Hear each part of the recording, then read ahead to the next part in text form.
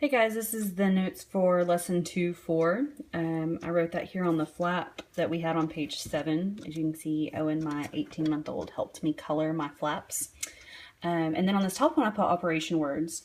So what we're going to be looking at today are some word problems that involve doing the 1- and 2-step equations that we talked about in the previous lessons for Unit 2. So before we get to those word problems down here, I want to talk about these operation words for a minute, because knowing these words will actually help you do better for the notes 2-4. So open this up. Feel free to pause the video to write down these words as you need to. I'm going to go kind of quickly through them, so don't feel like you have to write as I'm speaking. Feel free to pause when you need to. So some of the words that you might hear in a word problem that mean the word equals are the words or the phrases an amount, gives, will be, and total. These words, if they're in a word problem, often mean equals. If you hear words like a quantity, a number, or just the letter X, those probably represent where your variable is going to be. Remember, your variable is your letter in your equation. So if you hear any of those phrases, those often tell you where your variable goes. These words right here tell you when to add. So words like more, together, combine, increased by, sum, and plus. These words all mean addition. These words over here all mean to multiply. So clearly the word multiply would mean multiply. Per, twice, product, times, each, and of all mean multiply. For subtract, here are the subtraction keywords: difference, less than, minus, and take away. I guess it would help to have a comma right there or something. For division, we hear quotient, parts, or split. Those are the words that often mean division. So keeping that in mind, we're going to come down here and look at notes 2-4 and see if we can pick out some of those keywords to help us figure out how to set up the equations. So in example 1, it says Alex belongs to a music club. In this club, students can buy a student discount card for $19.95. This card allows them to buy CDs for $3.95 each. After 1 year, Alex has spent $63.40.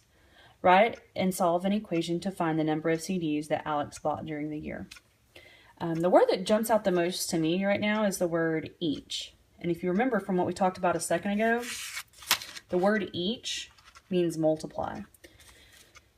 So I know that it's $3.95 each. So I know I'm going to multiply that $3.95 times something, but I don't know how many CDs there were. So I don't know what number to multiply it by. And when you have an unknown, that's your X. So I'm going to do $3.95 for each CD, but I don't know how many there were. So I'm just going to put an X. I can also see right here that he paid an additional $19.95. But since that was just a one-time fee, that doesn't need an X next to it. That only happened one time. So I'm just going to put plus $19.95. And I can also see that right here, his total was $63.40. So when something is the amount you paid or the total that you paid, that's where your equal sign goes. So I'm going to put that he paid a total of $63.40. And now to find out the question, how many CDs he bought during the year, I'm just going to solve this equation. So draw my weight bar. Remember, step 1 is to undo the addition or subtraction. So here's my addition. So to undo addition, I'm going to subtract $19.95 from each side.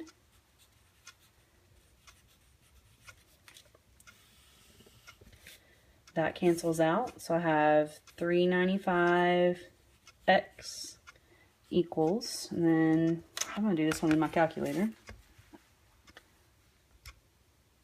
$63.40 minus $19.95 is going to give me $43.45.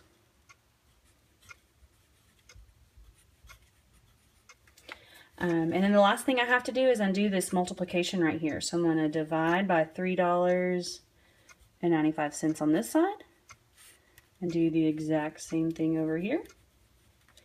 And doing all those decimals in your head would be not fun. So once again, I'm going to do 43.45 divided by $3.95, and I get 11. So I get x equals 11. And if I go back to the original question was asking how many CDs he bought during the year. So since I got x equals 11, I can see, oh yeah, he got 11 CDs. All right, that makes sense. All right, then for example 2, it says Sarah paid $15.95 to become a member at a gym. She then paid the membership cost each month. Ooh, there's a good word, each. Probably going to be some multiplication in there somewhere because of the word each. Her total cost, remember that's the equal sign. Her total cost for 12 months was $735.95. And then it wants to know how much did she pay each month. So what we're going to be looking for here, we know that she paid $15.95 as a one-time fee. She paid for 12 months. She paid each month for 12 months. Now, I don't know how much she paid, but I know she paid 12 months. And she paid each month, but I don't know how many months. So that's my unknown. And I know it's a multiply because of the word each. She had the one-time fee, so I'm going to put plus $15.95. And then the total was $735.95. So I'm going to put that equals $735.95. And I'm just going to start working my steps. I know step 1 is to undo the addition or subtraction, so I'm going to undo this addition on the variable side. So subtract $15.95 on each side. That's going to cancel out.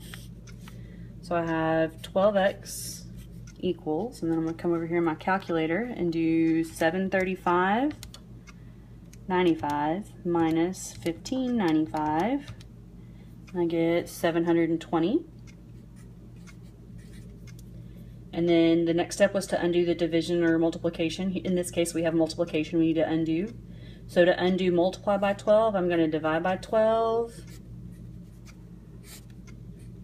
So x equals, and undo 720 divided by 12. And I get 60. So the original question was, how much did she pay each month? The way that we would answer that, we would say she paid $60 each month. For example 3, it says if 2x minus 13 equals 17, find the value of 3x plus 1. So really what you have to do here is find out what x is equal to and then plug it into this expression. So to find out what x is equal to, I'm going to draw my weight bar. First step is to undo the subtraction, so add 13 to each side.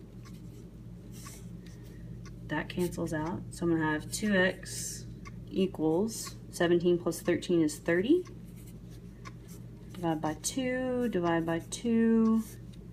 So I'm going to have x equals 15, but I'm not done. So now that I know that x equals 15, I have to take it and plug it in right there. So I would do 3 times 15, because that's the value of x, plus 1. So 3 times 15 is 45, and then plus 1 is 46. So the final answer for this problem is 46.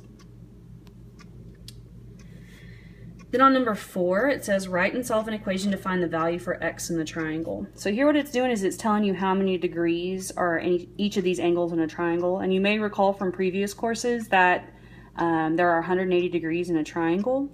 So I would take the first angle plus the second angle plus the third angle of a triangle, and I would get that the answer was 180. So here, this first angle is 2x plus 7, so that's kind of weird, but we'll go ahead and write that down here. The second angle, it tells us, is 30, and the third angle is 63. So I'm going to go ahead and draw my weight bar. If you'll notice, 7, 30, and 63 are all constants. So I'm going to go ahead and add those constants together.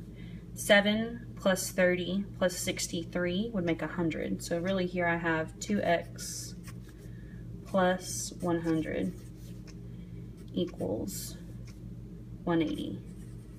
And then it's just a two-step equation after that. So I have to undo my addition. So I would subtract 100. So I get 2x equals 80. I'm running out of room. Divide by 2. So I would get x equals 80 divided by 2, which is 40. So that tells me that the x right here is 40. And then the assignment for notes 2-4 is in your journal on page 11.